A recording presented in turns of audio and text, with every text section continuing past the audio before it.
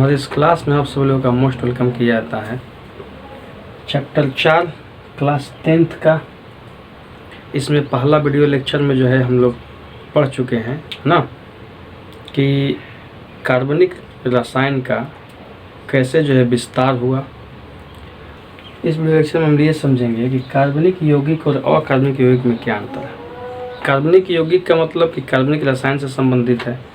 कार्बनिक रसायन होता क्या है, तो और केमिस्ट्री का वह भाग है ना, केमिस्ट्री का वह भाग जिसमें कार्बन और उसके यौगिकों को अध्ययन किया जाए या उसके बारे में पढ़ा जाए, समझा जाए, तो उससे ही जो है कार्बनिक रसायन कहा जाता है। जबकि अकार्बनिक रसायन में जो है अकार्बनिक यौगिक जो है आते हैं ना, तो अकार्बनिक रसायन कहेंगे किसे, तो अकार्बनिक रसायन का मेन मतलब ये हो गया कि कार्बन को छोड़ करके बाकी जो भी तत्व हैं तो उन तत्वों को और उनके यौगिकों का अध्ययन है ना केमिस्ट्री के जिस डिपार्टमेंट में या जिस भाग में या जिस शाखा में करते हैं उसे ही अकार्बनिक रसायन कहा जाता है। आज क्लियर। तो यहाँ पे जो है एक चीज़ और क्लियर करते हैं है ना कि अकार्बनिक यौगिक जो होते हैं है ना, तो उसमें जो है मुख्य रूप से जो है कार्बन को छोड़ के बाकी सारे जो है तत्व के साथ जो बने हुए यौगिक हैं वो तो होते ही हैं, लेकिन इसमें जो है आपको बता दें कि जो है जैसे कार्बोनेट हो गया, जैसे जो है बाई कार्बोनेट हो गया है ना, जिसमें कि कार्बन दिखाई दे रहा है, जैसे CO2 हो गया, कार्बन डाइऑक्साइड हो गया, कार्बन मोनोऑक्साइड हो गया है ना। तो इस तरीक़ा से जो है ये सारे जो है ना जो कि कार्बन इसमें अवेलेबल है, तो इन लोगों को जो है अकार्बनिक यौगिक में ही रखा गया है। आज क्लियर। इन लोगों को जो है अकार्बनिक यौगिक में रखा गया। ये सभी जो है कार्बन इसमें है, लेकिन कार्बन होते हुए जैसे साइनाइड भी इसमें आ जाएगा ना, इसमें भी जो है क्या है, कार्बन है, तो जो है इन लोगों को जो है सभी को जो है अकार्बनिक यौगिक में ही रखा गया है। आज क्लियर। तो यहाँ पे जो है हम ये समझ लेते हैं ना ऐसे करके। तो कार्बनिक यौगिक और अकार्बनिक यौगिक में मुख्य रूप से अंतर क्या है, तो पहला अंतर तो ये है कि ये कार्बनिक यौगिक जो होते हैं इसमें कार्बन के साथ साथ जो है ना हाइड्रोजन जो है, हाइड्रोजन भी जो है होता है ना, कार्बन के साथ हाइड्रोजन जो है जुड़ जाता है तो वो भी कार्बनिक यौगिक कहलाता है। साथ साथ इसके साथ ऑक्सीजन जुड़ जाएगा, नाइट्रोजन जुड़ जाएगा है ना, फॉस्फोरस जुड़ जाएगा, सल्फर जुड़ जाएगा है ना। तो ये सारे जो हैं कार्बनिक यौगिक में जो है ये सब तत्व भी जो है इसमें आ सकते हैं है ना, जो कि कार्बनिक यौगिक ही कहलाते हैं। ये सब जो है मिलकर के भी जो है कार्बनिक यौगिक का निर्माण करते हैं, जो कार्बन के साथ ही सब आते हैं। आज क्लियर। ये बात समझ में आ गया।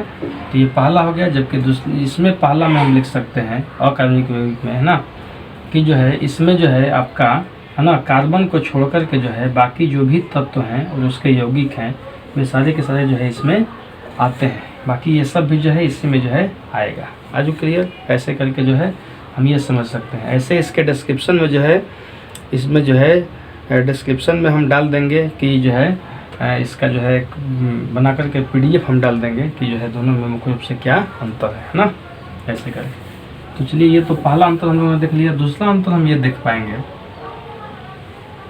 कार्बनिक यौगिक में है ना कि जो है दूसरा अंतर ये हो जाएगा कि ऐसे यौगिकों के द्रवणांक और क्वथनांक है ना, द्रवणांक और क्वथनांक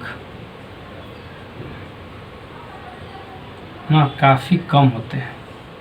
इस टाइप के यौगिक होते हैं उसका द्रवणांक क्वथनांक क्या होता है, काफ़ी कम होता है। लेकिन इसमें जो है ना जो अकार्बनिक यौगिक होते हैं इनके द्रवणांक क्वथनांक जो होते हैं वो काफ़ी उच्च होते हैं। तो यहाँ पे हम ये समझ पाएंगे।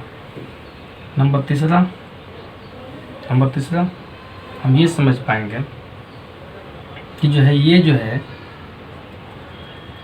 कार्बनिक यौगिक जो है बहुत कम ऐसे कार्बनिक यौगिक है जो कि जल में घुलते हैं है ना। बहुत सारे ऐसे कार्बनिक यौगिक है जो कि जल में अघुलनशील होते हैं। जल में क्या होते हैं, तो अघुलनशील है ना, लेकिन कार्बनिक विलायकों में ना ये घुलनशील होते हैं। क्या होते हैं, घुलनशील होते हैं। कार्बनिक विलायक का मतलब क्या हो गया है ना कि वैसा कंपाउंड यानी कि वैसा विलायक जो कि क्या कर ले है ना, जो कि कार्बनिक हो, जो कि क्या हो कार्बन से बना, जैसे इसमें बेंजीन हो जाएगा, C6H6 बेंजीन हो जाएगा ना, कार्बन टेट्राक्लोराइड हो जाएगा, है ना, ईथर हो जाएगा, है ना। तो इस तरीके से जो है ETC करके जो है ना एथेनॉल हो जाएगा इसी में, है ना।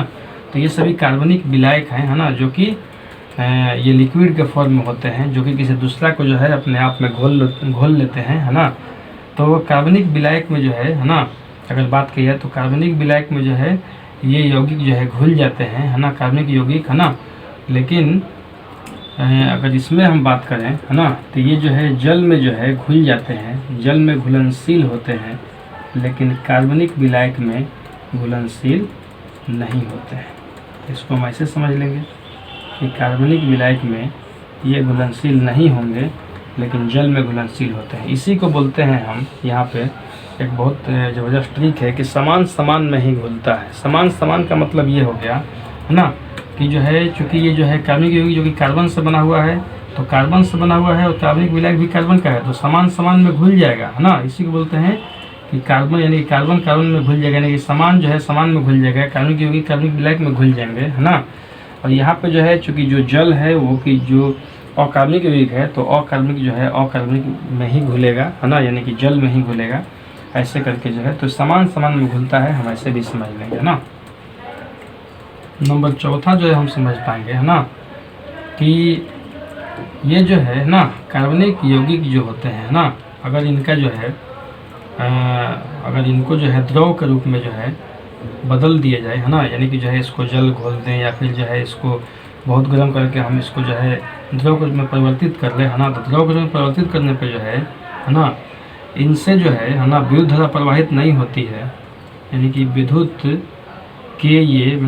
के ये कुचालक होते हैं, है ना। इनको द्रव के रूप में अगर बदल दिया जाए, है ना, ये विद्युत के क्या होते हैं, कुचालक होते हैं, है ना। लेकिन यहाँ पे जो है अगर इनको द्रव के रूप में बदल दिया जाए, है ना, तो ये विद्युत के क्या होते हैं, सुचालक होते हैं, है ना। इनका लिक्विड फॉर्म अगर बना लिया जाए, है ना, लिक्विड फॉर्म बना लिया जाए, तो ये विद्युत क्या होते हैं, सुचालक होते हैं, है ना।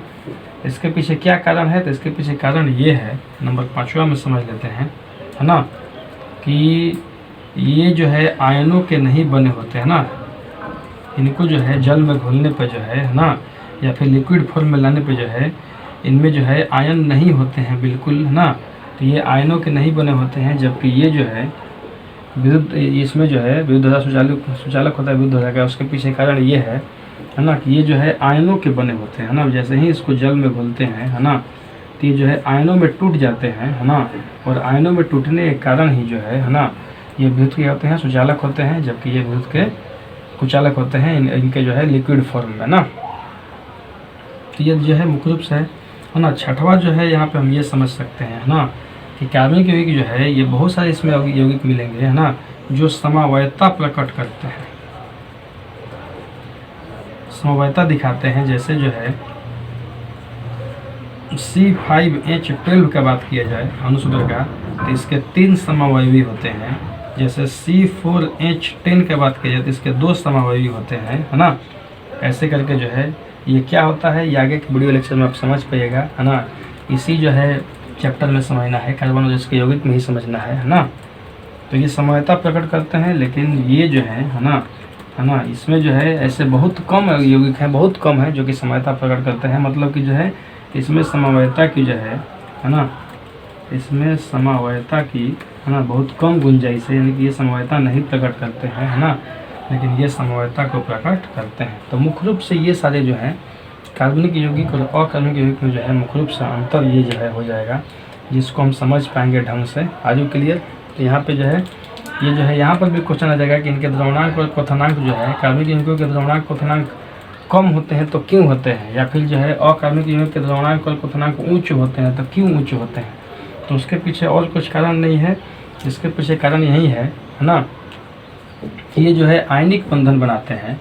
यहाँ पे जो है हम ये भी जो है नेक्स्ट जो है अंतर में लिख सकते हैं कि ये जो है आयनिक बंधन बनाते हैं, जबकि ये जो है ये सहसंयोजक बंधन बनाते हैं। तो ये भी काफ़ी इम्पोर्टेंट जो है अंतर हो सकता है, इसको भी आप लिख सकते हैं कि ये जो है सहसंयोजक बंधन बनाते हैं, जबकि ये आयनिक बंधन बनाते हैं। और आयनिक बंधन बनाने के कारण ही जो है जब इनको गर्म किया जाता है ना, तो ये जो है आयनिक बंधन के कारण ही जल्दी नहीं टूट पाते हैं, है ना, यानी कि इनका जो है बॉन्डिंग है वो जल्दी नहीं टूट पाता है ना, जिसके कारण जो है इनका द्रवणांक अल्पतमांक उच्च होता है और सहसंयोजक बंधन बनाने के कारण जो है इनके बॉन्ड जो है वो जल्दी टूट जाते हैं और यही कारण है कि ये जो है इनका द्रवणांक अल्पतमांक काफ़ी कम होता है। आजू क्लियर? तो ऐसे हम समझ सकते हैं। तो ये है इसका जो है मेनली दोनों का अंतर, इसका स्क्रीनशॉट ले लीजिए। चलिए, अभी तक का वीडियो लेक्चर कैसा लगा ये समझ में आया? कार्बनिक और अकार्बनिक यौगिक में मुख्य रूप से क्या अंतर है?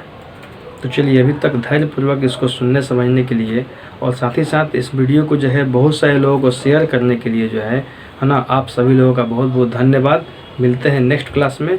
Thank you.